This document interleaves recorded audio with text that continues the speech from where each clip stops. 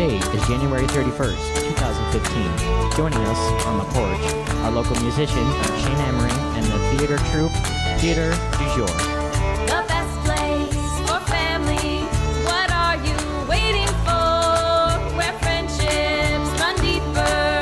Come join us on the porch. So glad you're on the porch.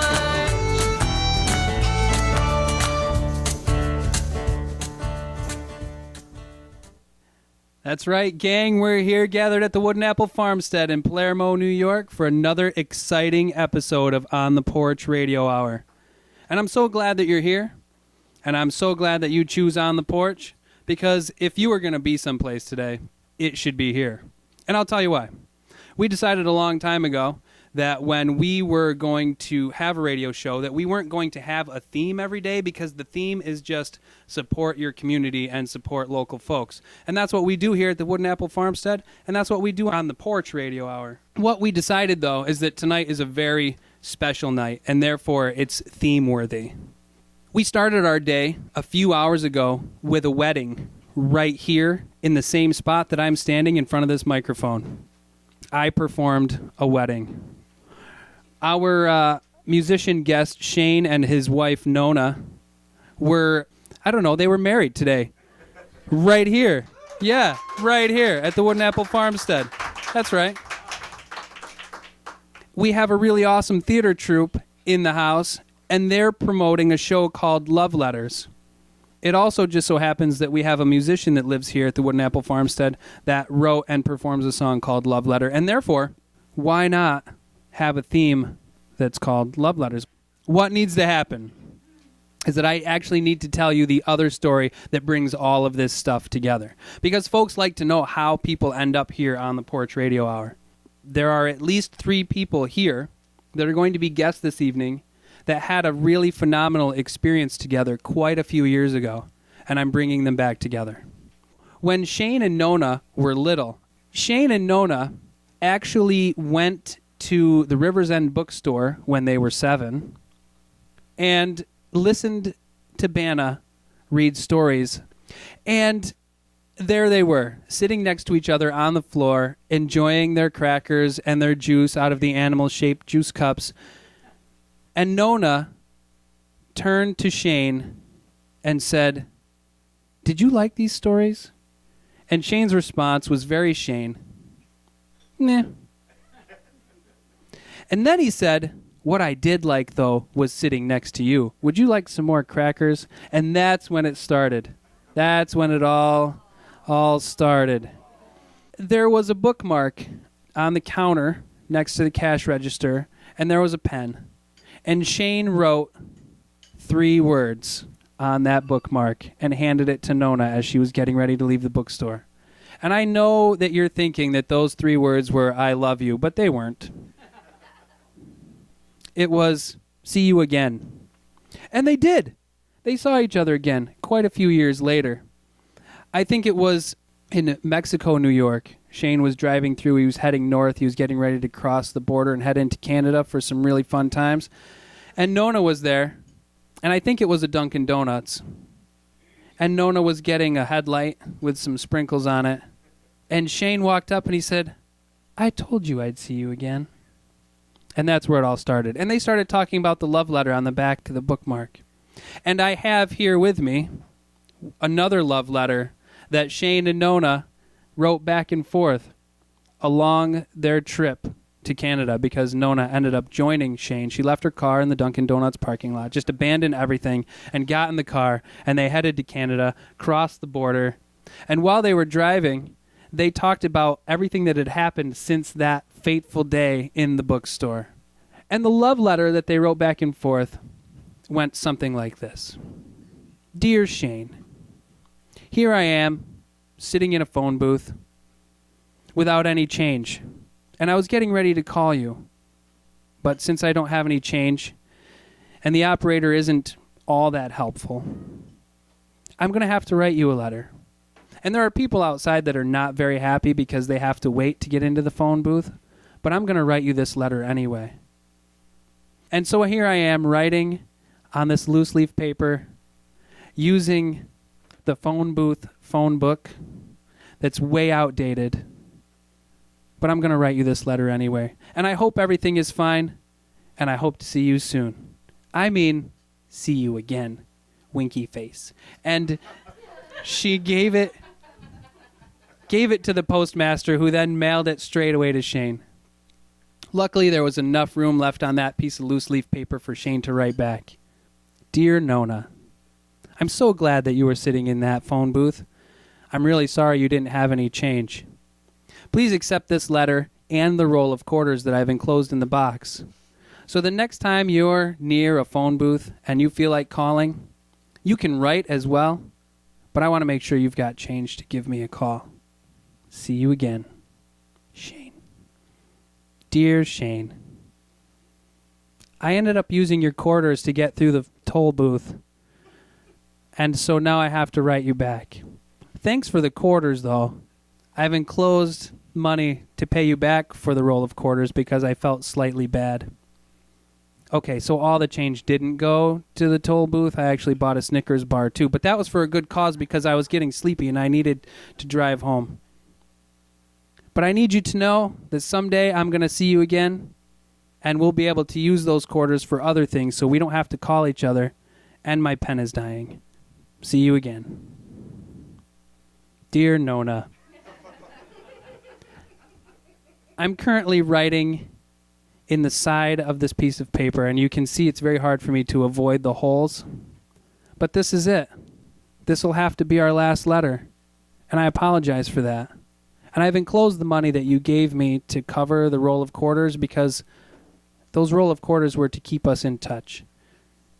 And we didn't really need that roll of quarters. You needed it more than I do, so I'm enclosing that money again. And you can keep it in your sock if you like. And the next time we see each other, we'll spend that money on another Snickers bar. Maybe 2. See you again, Shane. And as luck would have it, they saw each other in that Dunkin' Donuts, and she still had that money in her sock. And they were able to use that to get across the border and into Canada, where they bought 2 Snickers bars. And they didn't eat those Snickers bars on their own. They pulled one out, broke it in half, and shared it, because that's what you do. And that's what got them here. So thanks, Banna, for reading stories on Tuesday mornings. And thanks to whoever got Nona and Shane to the bookstore so they could share their crackers and their animal-shaped juice cups. And I'm so glad that they have that money. And I'm inspired to keep money in my sock. Shane Ammering, you're on the porch.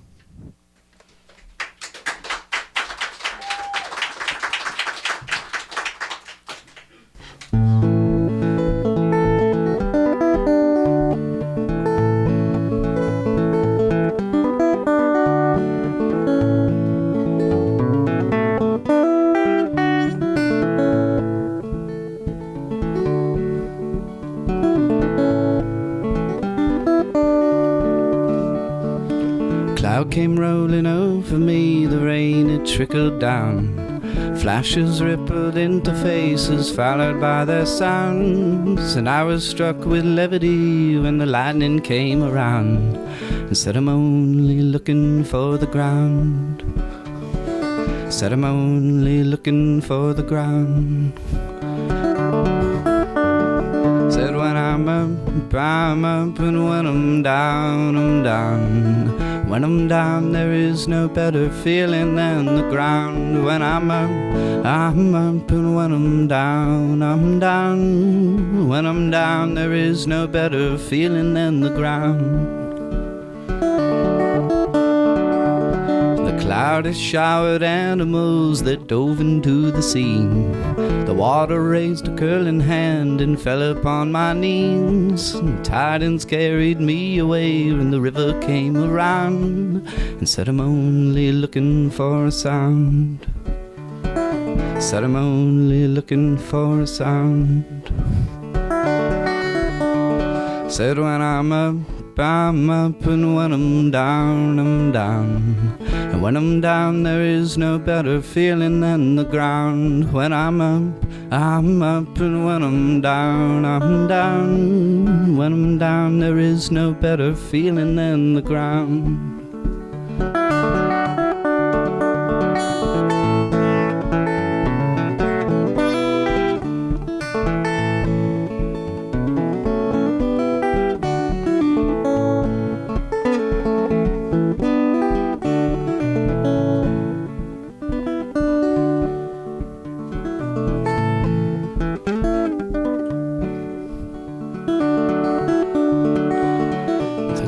cloud rode the wind away and fell into the sky.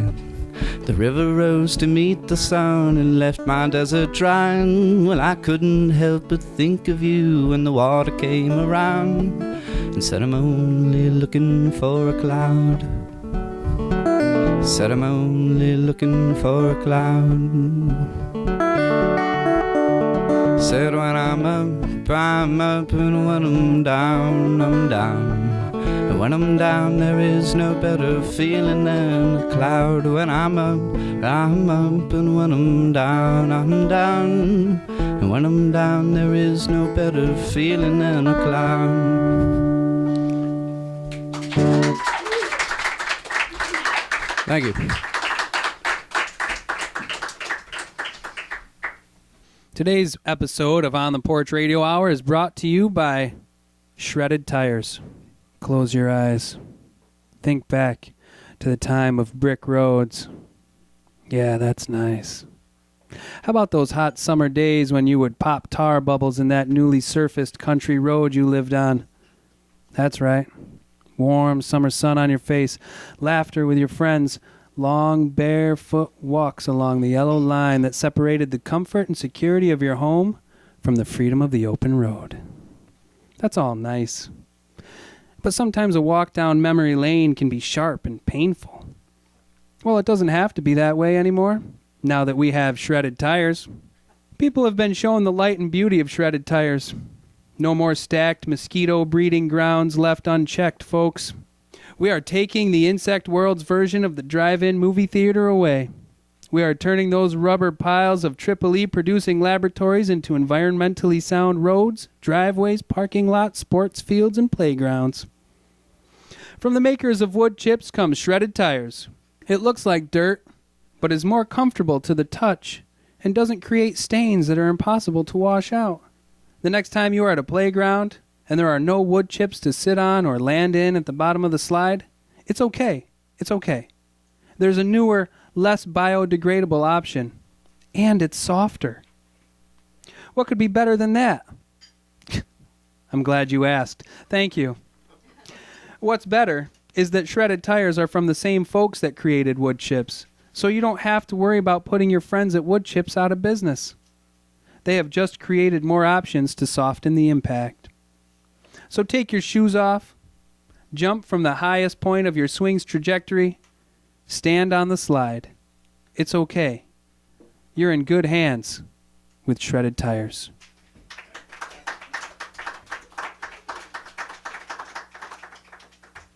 So we're going to bring Theater du Jour troupe up to the stage. Welcome to the Porch. Thank you for having us. Yeah, absolutely. So I'm going to go around. I'm going to introduce everybody and just say hi so that we know who to associate your voice with. I'm going to start with the producer of and creator of Theater du Jour, Tammy Wilkinson. Hello. Hi, Tammy. Thanks for being here. Thanks for having me. And the director, Bobby Fontana. How you doing? Doing nice well. to be here, man. Thank you, Bobby. I'm glad you're here.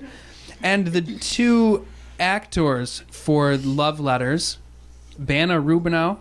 Hello, how do you do? And Mark Cole. Hello. Thanks for being on the porch, guys. You're welcome. So I'm going to start with Tammy. If you can give us the history. How did you come about creating Theater du Jour? What was your inspiration, your motivation? Okay, in a nutshell, I have been the producer for the Oswego Players for the past 4 years, and one of the challenges that we face as an organization and simply in the arts in general is getting folks to our shows, getting folks to our events, filling the seats. That has been an ongoing challenge. And one of the things we did to think out of the box last year in February was we brought a main stage show out into the community. We figured if they're not going to come to us, we'll bring us to them. And that was a huge success. We did that at La Paria Bistro in town, and it was standing room only. We brought the dining room to the bistro. It was a grand success, and we knew right then and there that that was definitely a niche and a perfect way to get our folks out into the community, get theater into more alternative spaces, and just raise awareness in general for theater. Since that time, I've been working diligently to make Theater du Jour a reality, and I am thrilled with the buzz and absolutely thrilled with our first show and our first cast of characters here in Banna and Mark. We're just excited and ready to rock. I'm really excited about the buzz, too. Thank you. This might be for my own good, but I figure if I have the question, then maybe at least one other person has the question, too. So, Tammy, can you or Bobby take a minute to explain the difference between the producer and the director? Well, the producer basically is the director's right-hand man, and really and truly, we are there to make sure that all aspects of the show run smoothly, from A to Z. And if there's anything at all that the director needs, we are there as, support, just to make sure that that production, the vision, just A to Z, everything comes to fruition. With Tammy, it was very easy with Love Letters because we wanted to do this in February, and we decided the theater, outside Theater du Jour, would be great because I'm a huge A.R. Gurney fan. I've done 4 shows with A.R. Gurney, and the last dining room that Tammy was talking about was A.R. Gurney, and Banna was a huge A.R. Gurney fan, and Mark's a A.R. Gurney fan. So here and there, I said we need to do this, and I was going to have 2 other actors, and Tammy said no, and she said, I think I have a perfect team. And when she told me Mark and Banna, I almost had a heart attack because they're the 2 best actors in the area, in my opinion. They're the 2 best actors I've seen on stage, and I don't mean locally. I mean semi-professionally and professionally. They are awesome. Come watch, come see. You will be amazed. They rehearsed in front of me the other day. I cried. I emoted. You'll enjoy it. Thank you. Next time, he'll bring the whole family. It's nice to be able to hear a director that excited because that excitement then trickles down and affects the actors too as well, I'm assuming. So then, Bobby, I'd like to follow up with you, and it's always nice to hear how excited people are, and I'm wondering what your challenge or challenges have been so far in directing in the this show. This show might be the easiest I've directed because it's a show that doesn't involve a lot of blocking, and it's a show that's basically sitting down and reading love letters. I just wanted to make sure that Mark and Bannon understood that, and they know the play better probably than even me, and they broke it down so well that when we discussed it, the concern was pace and energy. They had that.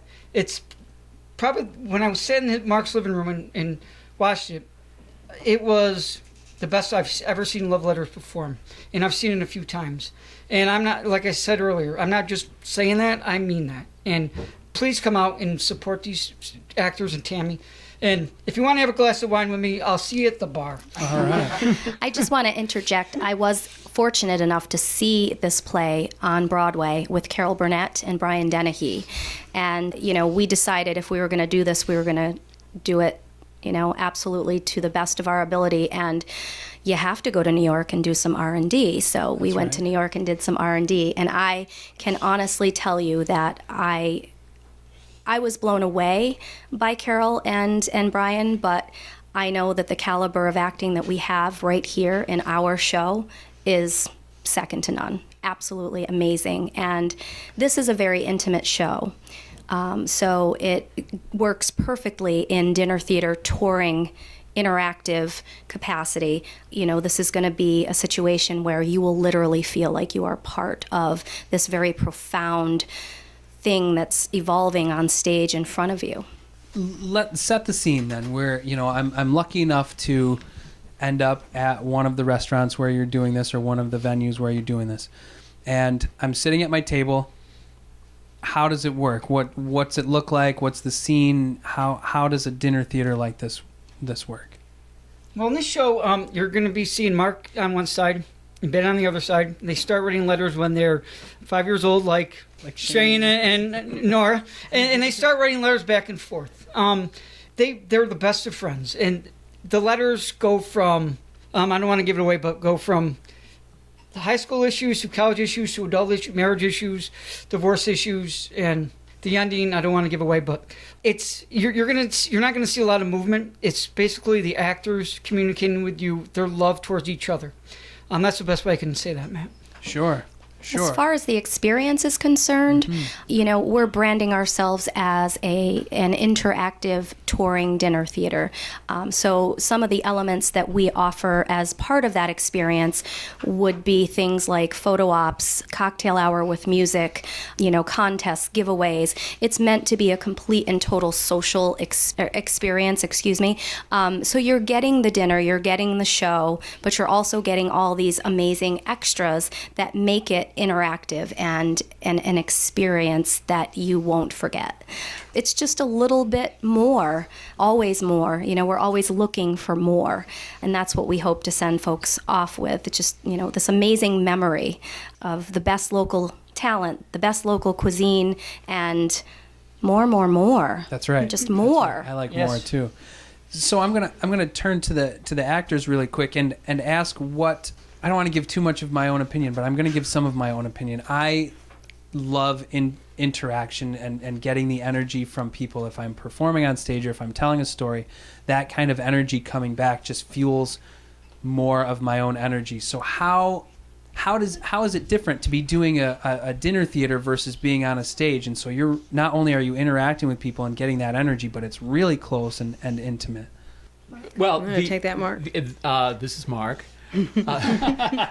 The intimacy for this particular piece actually helps. Mm-hmm. There's a great deal of subtlety with the language, so we'll probably be in this kind of configuration in the restaurants. And we actually, part of the conceit of the show is that we're sitting side by side, but we actually never look at each other. Oh, wow. So we're sending our letter out sort of towards the audience, right, to an imaginary, she's Melissa, I'm Andy, so mine would be an imaginary Melissa out there. Then the audience becomes really kind of eavesdroppers, right, on these very, very intimate moments. Yeah. So in that regard, even though we're so close, there is a little bit of that feeling that there's kind of a fourth wall. We're in another reality, sure, and everybody is kind of privileged to share this. That's exciting. Do you want to add anything to that? No, that was beautiful. That's really exciting. It's in terms of the format, it's a really unusual kind of approach for a play. Banna, you did some research into when it was first done and what A.R. Gurney's first intention was. Yes, the playwright A.R. Gurney, in an interview, said that he decided at one point in his career that he'd really had enough of writing for theater, and he wanted to write a novel or a novella. And he came up with this idea about a correspondence, a life's long worth of correspondence between two people. And he wrote it that way as an epistolary novel and submitted it to the New Yorker. And the New Yorker rejected it, saying, "We don't print plays." And he said, "Oh, maybe I've written another play." And indeed he had. That's and awesome. then didn't he do the first performance Yes, himself? the first performance, he and, I'm trying to remember. Holland Taylor. Yes. Did it at the public library, Yes, as part of a lecture series. Nice. They thought they would do it for fun, and then it went on from there. Yeah, it was done in New Haven, and then it ended up that first On Broadway. year on Broadway. Mm-hmm. Yeah. Nice. And was actually nominated for the Pulitzer Prize Prize. in Drama that year for 1990. I'm excited to see how this all unfolds because it's a really fantastic thing that you're doing, Tammy, and this sounds like a really exciting show to get people excited about the idea of theater du jour, and hearing work from these guys is really fantastic. And so I would like to dive in. I'd like to hear a little bit from the actors if you guys don't mind doing a scene. Yeah, that would be fantastic. Now, Melissa and Andy met in second grade, and we cover 50 years of correspondence between the two of them. The little sliver we're going to do now, you have to infer from the context, from the substance of the letters, the time period. Our best guess for this little segment is they're about 14. And they first met in 1937, right? So, and it covers the years, the play does, from 1937 to the 80s. Early Late. 1980s. Yeah. Are you ready? Andrew M. Ladd III accepts with pleasure the kind invitation of Mrs. R. Ferguson Brown for a dinner in honor of her granddaughter, Melissa Gardner, before the Children's Charity Ball. I'm writing this letter because I'm scared if I called you up, I'd start crying right on the telephone. I'm really mad at you, Andy. Don't you know that when you're invited to a dinner before a dance, you're supposed to dance with the person giving it at least twice? And I don't mean my grandmother either. That's why they give dinner parties, so people get danced with. I noticed you danced with Ginny Waters, but you never danced with me once. I think it's just rude, that's all. Straighten up and fly right, Andy. How do you expect to get anywhere in life if you're rude to women? Nuts to you, Andy, and that goes double on Sunday. I didn't dance with you because I've got a stretched groin. If you don't know what that means, look it up sometime. I was going to tell you in person, but I got embarrassed. I stretched it playing hockey last week. The only reason I danced with Ginny Waters is she takes tiny steps. But you always make me do those big spins, and we could have gotten into serious trouble. I tried it out at home with my mother first, and it hurt like hell. That's why I didn't dance with you. I'm using a heating pad now, and maybe we can dance next week at the junior assemblies. I don't believe that hockey stuff. I think Ginny Waters stretched your groin. And the next time you cut in, I'm going to stretch the other one. Huh? You obviously don't know what a groin is. You obviously don't know what a joke is. Thank you.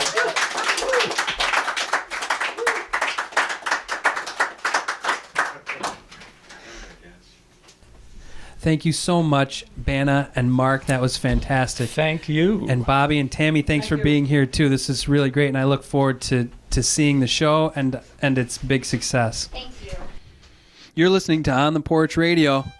Thanks for listening, and we'll be back in a minute. Identity Tides is a video art installation by SUNY Oswego Communication Studies Associate Professor Jane Winslow and art instructor Barbara Stout, using multiple artistic media to explore the subject of gender identity. Searching is a student-curated collection of photography from Syracuse's Light Work. Both exhibits will run through February. Visit oswego.edu or call 312-2113 for more information. The British ensemble Voice comes to SUNY Oswego on their second American tour. Voice brings a program of songs exploring the beauty, heartache, and humor of love. The trio focuses the program, called If Music Be the Food of Love, on the role of women in music as composer, performer, and muse. It is February 18th at 7 p.m. Call 312-2141 for more information. Don't Feed the Actors at CNY Playhouse specializes in audience interactive improv and is one of the longest-running improv troupes in Central New York. Their next show is February 7th at 8 p.m. Visit cnyplayhouse.com for more information. The CNY Arts Center is hosting a snow day today at River Glen Plaza in Fulton. Bring the kids to meet Olaf from Frozen. It runs from 10 to 3. There will be a children's carnival, snow painting, a snow sculpture contest, indoor art projects, Irish step dancers, and more. The CNY Arts Center is also hosting the Red Room Open Mic tonight at the CNY Arts Center, River Glen Plaza in Fulton. Come out at 6 p.m. to share your music and stories in a fun environment. All are welcome. Visit cnyartscenter.com for more information. The Oswego Music Hall's next show is Billy Jonas and the Billy Jonas Band, February 7th at 7:30 p.m. They also host an open mic the evening before, February 6th at 7 p.m. The Arts Association of Oswego is now accepting entries for the 18th annual Lakeside Statewide Juried Art Exhibition. Entry in this exhibition is open to all artists 18 years of age and older, living or working in New York State over the last 2 years. Acceptable media include drawing, painting, sculpture, mixed media, printmaking, photography, ceramics, digital media, and all fine craft. The purpose of the exhibition is to offer a diverse cross-section of artwork currently being produced in New York State. Visit oswegoarts.org/exhibition for prospectus and instructions, or call Lori Kester at 315-343-6599 with questions. The 2015 Salmon River Winter Festival runs February 6th, 7th, and 8th. Events throughout the weekend include chili cook-off, chicken barbecue, 5K, snowshoe race, live music, and more. Visit ColetteTheater.com for more information. Warm Up Oswego celebrates its 10th anniversary February 7th with a day of fun-filled activities, entertainment, vendors, fireworks, and more. Visit warmuposwegofestival.com for more information. Love Letters, a tribute to Valentine's Day, runs Saturday, February 7th, Sunday, February 8th, and Tuesday, February 10th. Saturday, February 7th will be at the American Foundry, the 8th will be at La Paria, and the 10th will be at Bistro 197. Cocktails begin at 5:30, dinner at 6:30, and the show is at 7:30. The Red Room Sessions at the Wooden Apple Farmstead is a time for songwriters, musicians, and anyone else who wants to build their musical skill and knowledge to get together. We share songs we are working on, bounce musical ideas off of each other, and we usually have time to just play a little music. This is a supportive environment where all levels of songwriting and musical experience are welcome. The final Sunday of each month, the next session is February 22nd at 6 p.m. The third annual Hot Cocoa Contest at the Wooden Apple Farmstead is tomorrow at 11 a.m. The winner will receive a t-shirt and the honor of having your cocoa recipe served at all Wooden Apple events in 2015. Contestants may not start with a pre-made hot cocoa mix in part or in whole. All contestants must write down their recipe and bring or mail it in a sealed envelope. Contestants must also bring or mail in a sample of their hot cocoa for taste testing. You do not have to be present to win, but we would love to have you here. Our next On the Porch will be recorded live at the Coffee Connection. Join us next Thursday, February 5th at 7 p.m. with musical guest John McConnell. I'd like to welcome Mr. and Mrs. Ammering to the stage. Thank you for being here. Thanks for having us. Yeah, man. Thank your parents for having you. Oh, I'm well, so that's glad true. they did. Thank them too. Well, I'm so glad you guys are I'd here. like to take this opportunity to thank my mom and dad for being here. You know, Yeah. or for me being here, rather. Me too. That's We've had a really fantastic day, and I'm looking forward to more. I don't know where to begin, but so I'm going to start, Shane, like I normally do with our musical guests, and I'm going to kind of dive into the nuts and bolts of your music. From what I know about you, Shane, you started playing your guitar about 10 years ago. That's right. When you picked up a guitar, did you start playing and singing, or were you just playing at first? Much more interested in melody and rhythm playing, more so than vocalization. Yeah, I was much more of a guitar player fan than a vocalist fan. Right. And given the music I was listening to at the time, achieving those kind of vocals weren't very possible for me anyhow. So I'm no Robert Plant. Yeah, I was gonna say you've had quite an evolution in terms of your ability in playing guitar, adding vocals to that, as well as an evolution from a type of music genre to another. Certainly, yeah. Picked up with, how would you say, blues rock, hard rock, bands like Led Zeppelin, Rolling Stones, AC/DC, Black Sabbath, those kind of things. And then as my understanding of and appreciation for music grew, so did the breadth of genre. I found myself kind of simmering down, you could say, to some folk and Americana style music, but also, you know, dating so far back as to bebop jazz era, and some of the things that came out of that. Django Reinhardt, especially, is a guitarist that I'm familiar with and that I look up to quite a bit, and I think a lot of people in the music scene do, or the jazz scene do. So You sure do. He's quite a role model. How did you stumble across Django and that style of music? I certainly didn't stumble upon Django's music. A friend referred it to me, and I don't think anybody can touch that kind of stuff, but except for Django himself, and he's long passed now. I guess I was actually made familiar with a song called Wagon Wheel that was performed by a group called Old Crow Medicine Show, and that kind of got me into the Americana style, what we know now as folk music.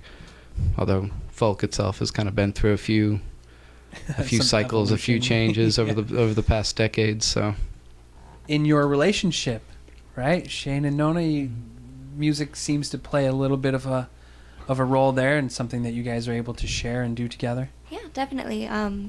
I sing. I don't have any instrumental talent yet, but we are working on that. not yet. All right. You got the baritone guitar yeah. and stow. All right. And then I like to write music, and Shane has started writing more music that I've been aware of. So it's nice to break into that and do it together. Neither of us have really been in a steady, consistent, routinized musical project either. I mean, I've jammed around here and there and had musical accompaniment, but never really, never just something consistent, something productive. And so that's something We want to have a band. trying to ease our way into. Yeah, absolutely. Of course, other very real life things happen before the band happens. So help us out and play us another song. Do you mind? Not at all. Cool. This one's called Something.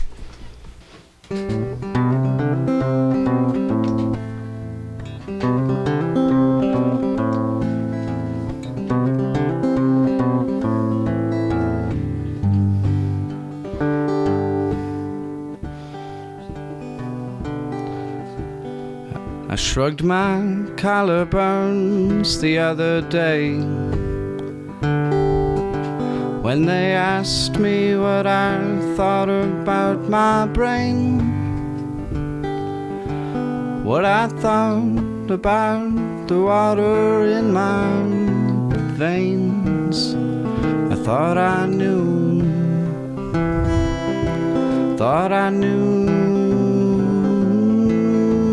something, thought I knew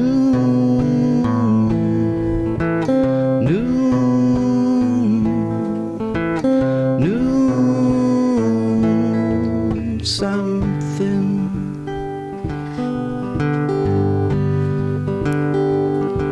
And I met some pretty birds along the way, and they asked me just how long I was gonna stay, staring at the door into their cage until I flew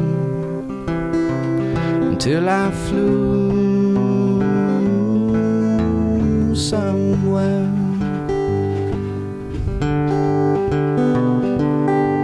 Until I flew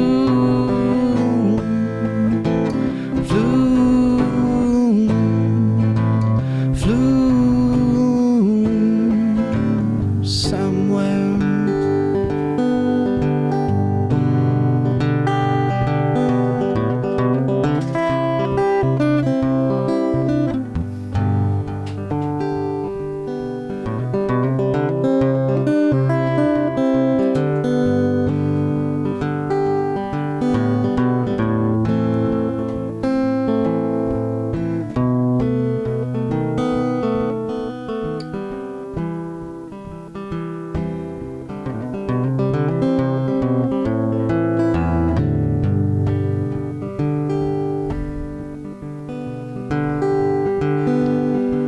And I didn't feel how badly it had stung when I awoke to an honest word from a heavy tongue. It said there ain't no rules in games that can't be won, but you never lose. You never lose anything. You never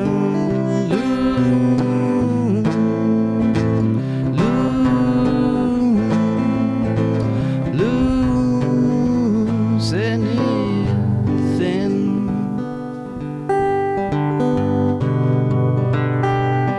And I peeled my lids open yesterday, and I found myself on a watery ball of clay. So I sowed my tattered garden with today, and it grew, and it grew into something. Well, it grew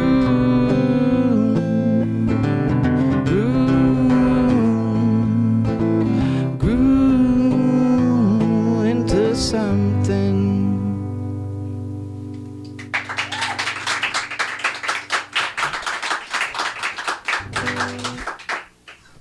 So Shane, I'd like to ask you to do one more, and I'd like to invite Nona and Gina up to join you. Shane Ammering, Nona Ammering, and Gina Holsopple, everybody. 1, 2, 1, 2, 3, 4.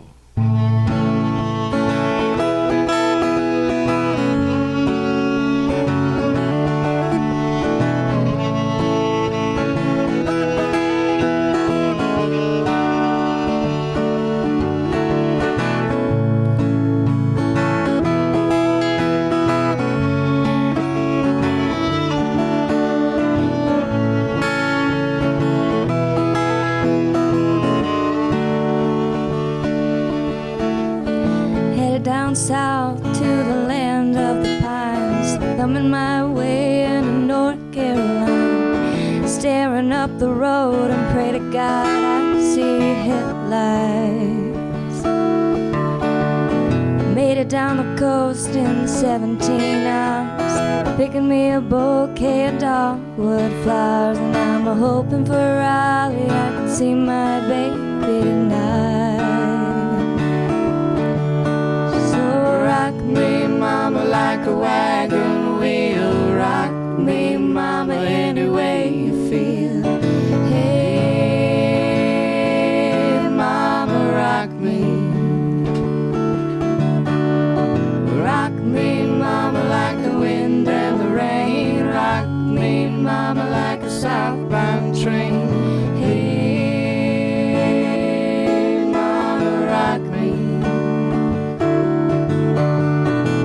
From the cold up in New England, I was born to be a fiddler in an old-time string band. My baby plays the guitar, I pick a banjo now. Oh, the North Country winters keep it getting me now. Lost my money playing poker, so I had to up and leave, but I ain't turning back to living that old life no more. Rock me, mama, like a wagon wheel. Rock me, mama, any way you feel. Hey, mama, rock me. Rock me, mama, like the wind and the rain. Rock me, mama, like a southbound train. Hey, mama, rock me.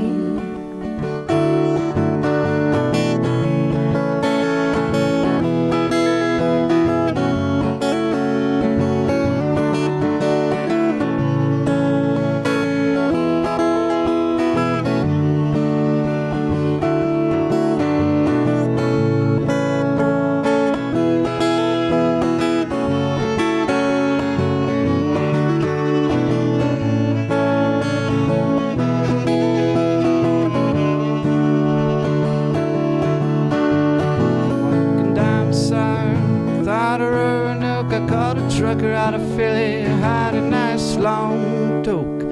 He's headed west from Cumberland Gap for Johnson City. Tennessee, and I gotta get a move on, fit for the sun. I hear my baby calling my name, and I know that she's the only one. If I die in Raleigh, at least I will die free. Oh, rock me, mama, like a wagon wheel. Rock me, mama, any way you feel. Hey, mama, rock me. Oh, rock me, mama, like the wind and the rain. Rock me, mama, like the southbound train. Hey, mama, rock me. Oh, rock me, mama, like a wagon wheel. Rock me, mama, any way you feel. Hey, mama, rock me. Oh, rock me, mama, like the wind and the rain. Rock me, mama, like the southbound train. Hey, mama, rock me.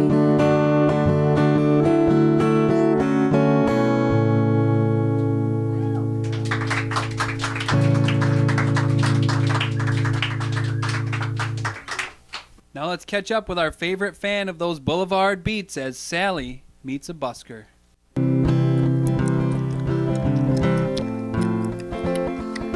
Excuse me? Excuse me? Who, me? Yes, hi.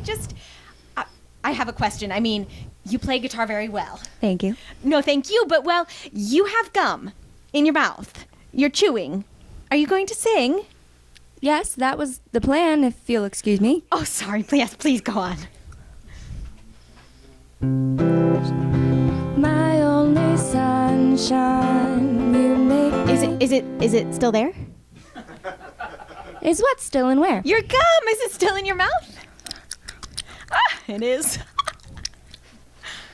Be when the skies are gray. Don't you worry about choking? I mean, what if you take a deep breath? You do take deep breaths when singing, right? Don't you have to do that? What if you just suck it down your windpipe and it gets lodged in there? Has anyone had to give you the Heimlich maneuver because you were chewing gum while singing and you're on the street corner all alone? What if no one comes by to help? Well, I'm not alone. What? I said I'm not alone. What do you mean? There's no one else here. Sure there is. You're here. Me? Of course. You know how to perform the Heimlich maneuver? Perform? Heimlich? Perform? I've never performed anything in my life. Oh, sweetheart. I think you'll do great. Now Now get ready. I've got a big breath coming up. Help! Someone! Anyone! You'll never know, dear, how much I love you. Please don't take my sunshine away.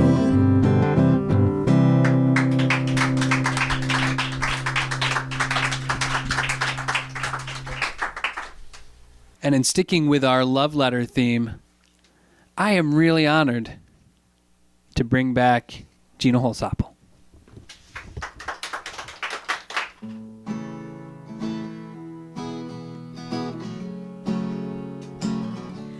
A little star fell down just an hour before midnight. I closed my eyes as it went out, held my breath and took my swan dive, and the surface, it got deeper when the deeper came closer, and the sounds I heard were different than the noises that the most heard. So take this space and write me a love letter. Take my hands and tell me stories of the lands we traveled to. Take my eyes, I wanna see you. Take my mind, I wanna be with you for a moment, just a moment.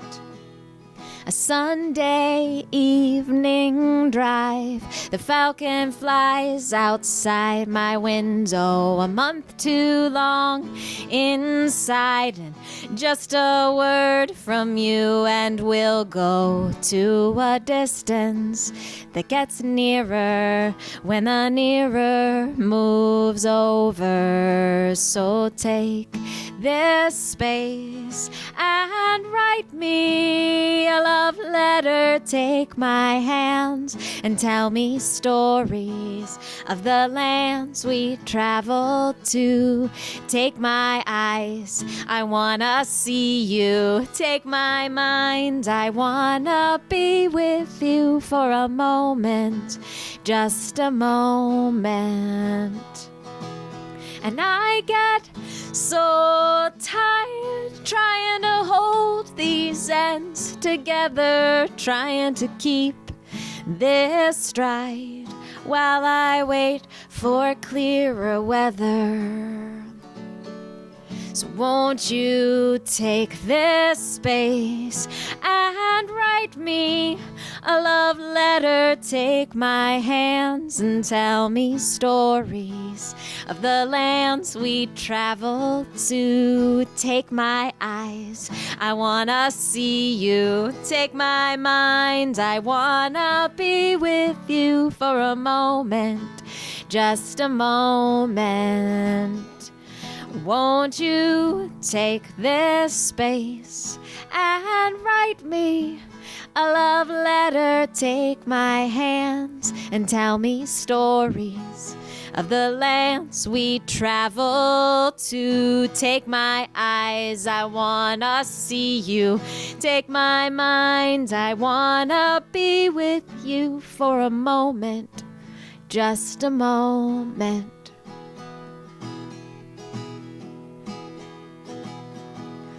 A little star fell down just an hour before midnight. Thank you.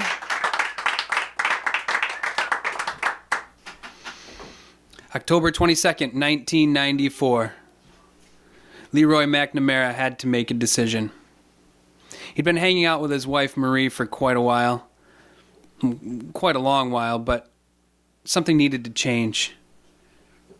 He was being really hard on himself. Things around the farm hadn't been going so well, and he needed to find something to do. He's feeling like he hadn't been contributing much, and he needed to find more of a purpose. He did a lot of work around the farm, a lot of good hard work. And he knew that there was value there, but he didn't feel like he was bringing anything in. And he needed to do something different. And ever since that one night that he and his wife will only refer to as the incident, when he had ended up with a bat inside his hood, he really needed some change. So he went into his private stash and pulled out enough money for a train ticket down to New York City. He wasn't sure what he was going to do once he got there, but he had his father's old guitar sitting in his closet. He was going to tune it up, and he was going to hit the subways. And he was going to try to make a little scratch and come back and try to feel proud about doing something, trying to find a purpose, just trying to shake himself up a little bit. So he got up in the morning, told his wife what he had done, showed her the tickets he'd printed off, and he was going to hit the road.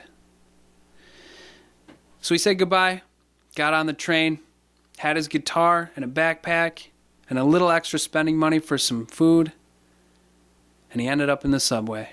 And as he was walking down the subway and he was finding a good spot, like he was going to find one of those corners where people kind of congregated and waited for the subway train, but it also created really awesome acoustics because, you know, the tile on the walls in the subway are just perfect for that reverberation, and he was just gonna hang out in that corner and just let happen what was gonna happen. And he had a little tin can that he pulled out and he set it next to his guitar case, and then he was like, no, I'm in New York, I gotta just leave the guitar case open. So he took the can back before anybody could see and put it back in his backpack. pulled some of that money out of his pocket and scattered it inside his guitar case. That's what you do. Like he knew what he was doing, and he stuck his really sweaty hand inside his pocket and he pulled out one of his picks and he looked at his pick and he looked at his guitar, and just then there was a woman walking by and they made eye contact. And in that moment, everything outside of him slowed down and everything inside of him went really fast. And all the stuff inside was saying, what are you going to do now, man? You've got a listener. And she's making eye contact, and you've got to do something good. And then there was the other voice that said, I don't have any idea. I don't have any idea. How did this happen? I came prepared with my guitar and the extra money in my guitar case, and I've got the perfect spot, and I've got a listener, and I don't have any idea what I'm going to play. I didn't even pick up the guitar before I left. But I know it's tuned. I tuned it. And there he was, stuck in the stair, making eye contact. And then he heard that other voice. It said, just do what you do, man. And he winked. And he gave her one of those real confident half smiles that his mom of all people, but she told him, that half smile that you give, you just knock 'em dead. And he had to believe somebody, and this was the moment he needed to believe Mom. So he made eye contact, and he winked, and he made that half smile. And she stopped mid-stride. And he maintained eye contact. And he raised that hand up, and he hit that first chord, and just as the pick hit the guitar string, his sweaty palms came into action. And that pick flew out of his hand, right off the E string, straight up in the air, flipping over and over. And everything went really slow again. And everything faded away, and all he could see was that guitar pick flipping over and over, and that woman in the background just faded away. And as that pick fell, it turned into a horse. And he remembered watching those old videos with his parents of the horses that used to climb up those giant ladders and they would jump off the high rise. And of course you can't do that anymore because that's an awful thing to do to a horse. But he could remember watching those videos, and there it was, this horse diving in the subway. And he just watched it. And he thought, what am I doing? She's listening, and there's a horse, and then there was her, and then there was the pick, and then there was the horse, and then the woman, and then the pick, and then the subway, and a train drove by, and there were other people, and they were watching, and they didn't know what was going to happen, and all of a sudden he just turned everything back on, and the pick fell, flipping over and over, and the horse faded away, just as the pick dropped into his glass of water. And he was done. That's why he saw the horse. It was diving into that pool. And then it hit him. I don't have any idea what I was going to play on my guitar anyway. And there, in the left-hand pocket, folded up perfectly from the bathroom on the train, he pulled out a little paper cup. And he maintained eye contact with that woman, and he gave her another one of those half smiles. And he nodded. And he popped that cup open. And he set it down on the ground right next to his glass of water. And he stepped back and took his guitar off and set it on the floor, and he said, "Ladies and gentlemen, what you're about to witness is the most death-defying, most daring thing you'll ever see in your life. I'm going to stand here and dive into this glass of water from the excruciating height of my guitar case." And he closed his guitar case, and he set that cup on the floor, and he was poised and ready, looking like that little green plastic man from Mousetrap, all ready to dive into that wooden barrel. And then the woman stared back, and she gave him the half smile, as if to say, "Go ahead, hotshot. Let's see you dive into that paper cup." And now she was in charge. And the half smile went away, and her eyes got really big. And she put up her hands and she said, "Hold on." And she ran away. But what else could he do? She was in charge. So he held on, right there, poised like Mousetrap Man, ready to go into the plastic wooden barrel, with a paper cup on the floor, standing on his guitar case, which was now closed, which nobody could put money in anyway, so he had nothing to lose. And about 2 minutes later, she came back with a whole group of people. Cameras, obviously tourists. He has no idea what she told them. But now it was time. And then she nodded, gave him that stare right back and that half smile. And she picked up his paper cup for him, handed it back and said, "You'll want to try that again. They're listening."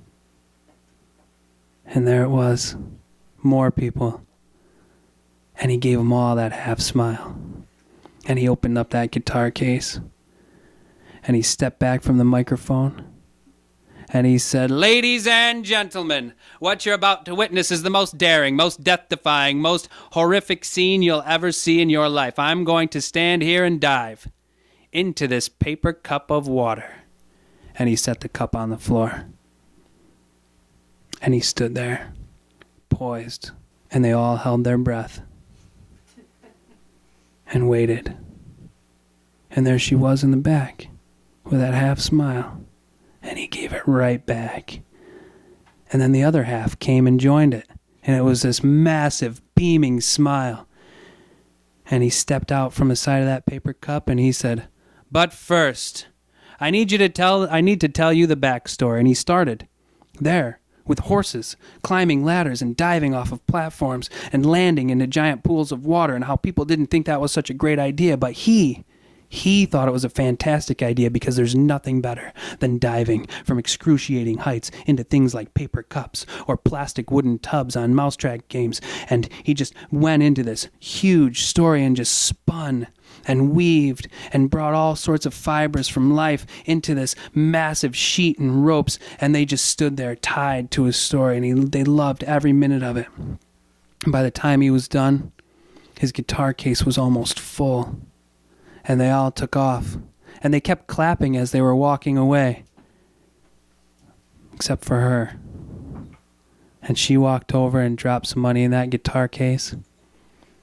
And she took his contact information. And she said, "Where exactly is Tonka Hogan?" And he explained it. And she loved it. And she walked away and gave him that half smile. And he had more than enough money to bring back and say, "Look what I did." And he put $120 in his pocket, and then, like his parents told him when he was younger, took the rest of it and stuck it in his shoe. Just in case somebody sticks him up and takes the $120 from his pocket, he still got all that other scratch in his shoe. So he waltzed back to that subway train and got back home. And the next morning he got up, and he walked down to the table and put that money on the table. And he said, "Honey, I'm going to fry some eggs. And I'm going to sit down and I'm going to tell you about my day yesterday. But first," and he pulled out that paper cup. And he went into it. And at the end,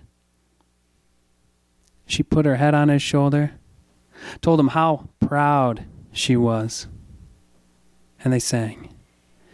"This is my home, this is my only home, this is the only sacred ground that I have ever known.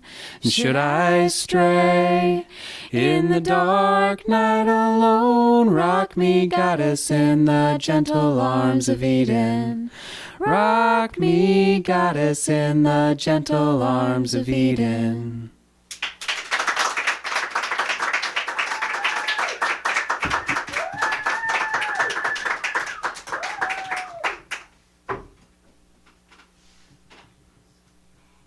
And that's the show. Ladies and gentlemen, thank you for being on the porch. We're so glad that you're here.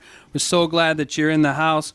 We're so glad that you're on Concert Window. And if you're really loving what you're hearing, because Well, I know you're really loving what you're hearing. Come out on the 5th at the Coffee Connection. Come see us live at the Coffee Connection. Support a local business owner. Support On the Porch Radio Hour. We're going to have musical guest John McConnell. We're going to have Paul, the owner of the Coffee Connection. And we're going to have a representative from Warm Up Oswego. And we're going to kick off Warm Up Oswego right. So come out, 7 o'clock at the Coffee Connection. See some good stuff. Hear some good music. Hear some good stories. And have a great time. Until then, peace to your journey. On